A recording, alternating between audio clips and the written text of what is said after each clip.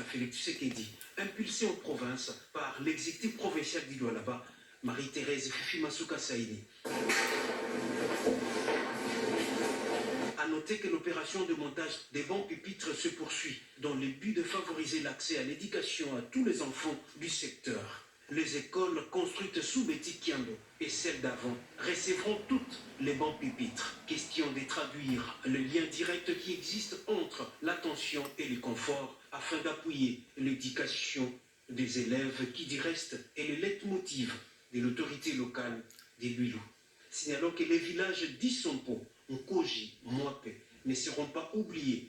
Betty Kiando Négir que sur le respect de la campagne lancée il y a quelques années par le gouvernement de la République notamment, pas d'école sans banc dans son entité. Le ministre du Tourisme, Didier Pombia Moussanga, et la ministre d'État en charge de l'environnement, F. Bazaïba Massoudi, ont exploré des voies et moyens pour promouvoir l'écotourisme et la révolution du tourisme dans les aires protégées de la République démocratique du Congo.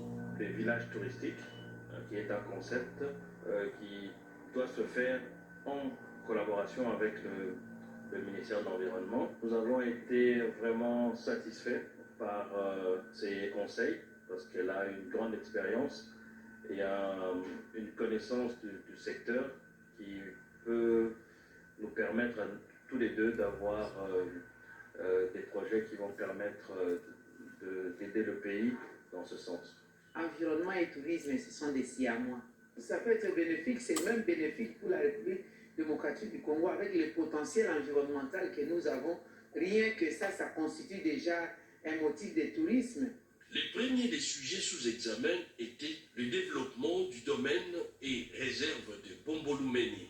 Les deux membres du gouvernement ont discuté également sur le centenaire du parc national des Virunga et les 125 ans du jardin botanique d'Eyala, deux sites emblématiques sous gestion de l'Institut congolais pour la conservation de la nature. Pour avancer sur tous ces fronts, F. Bazaïba et Didier Pombia ont convenu d'organiser une rencontre entre les experts des deux ministères pour canaliser les efforts dans l'optique d'atteindre le résultat. Il s'agit d'un pas important dans l'assainissement du service des dessertes en eau en République démocratique du Congo. Le ministre des Ressources hydrauliques et électricité, le professeur Dr Teddy Luamba Mouba, a annoncé la construction imminente de l'usine de Lukunga, ainsi que d'autres projets de grande importance visant à améliorer l'approvisionnement en eau dans les pays. Lors d'une réunion avec les responsables de la China First Airway Engineering Limited, une entreprise d'État chinoise spécialisée dans les grands travaux, Teddy Luamba Mouba a souligné l'importance de s'assurer de l'effectivité de projets en cours et de faire le point sur leur avancement. Il a également annoncé le lancement de nouveaux projets, notamment les remplacements de l'énergie thermique secondaire de la régie des eaux par des solutions photovoltaïques, ainsi que la création d'une SPV, Special Purpose Vehicle, pour produire des intrants essentiels à la chaîne des valeurs du secteur de l'eau, tels que des tuyaux en PVC. Les travaux certains sont déjà bien en cours et les autres sont évidents. Ça recouvre encore la vision du chef de l'État, Félix Antoine Tshisekedi Tshilombo, qui veut que nous puissions assainir les services de desserte en eau et aussi revitaliser aussi la croissance économique par le secteur de l'eau, qui nous permettra avec une nouvelle usine d'avoir plus de l'eau pompée sur la ville de Kinshasa.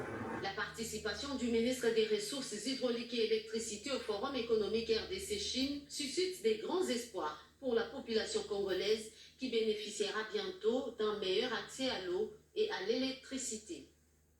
Comme un seul corps, les dirigeants africains rejoignent la salle de concours du Grand Hall du peuple avec leur hôte, le président Xi Jinping. Pour ce sommet 2024 du Forum sur la coopération sino-africaine, les convives échangent autour du thème « S'associer pour promouvoir la modernisation et construire une communauté d'avenir partagée Chine-Afrique de haut niveau ». Dans son discours inaugural, le président Xi Jinping a présenté de nouvelles idées et propositions pour la construction d'une communauté de destin de haut niveau Chine-Afrique et il a annoncé de nouvelles actions et mesures pour la coopération pratique sino-africaine. La Chine promet donc 360 milliards de yuan, soit 50,7 milliards de dollars américains pour les investissements dans les projets de coopération Chine-Afrique pour les 3 prochaines années.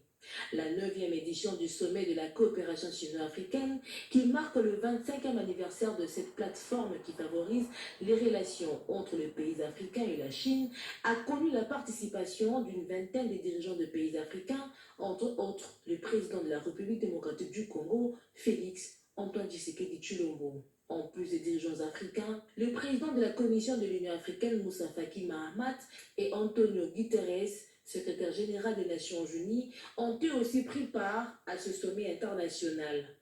La 8e conférence des entrepreneurs Chine-Afrique était l'un des sujets à l'ordre du jour. 4 réunions de haut niveau sont également prévues et aborderont respectivement la gouvernance de l'État, l'industrialisation et la modernisation agricole, la paix et la sécurité, ainsi que la coopération de haute qualité dans le cadre de l'initiative La ceinture et la route.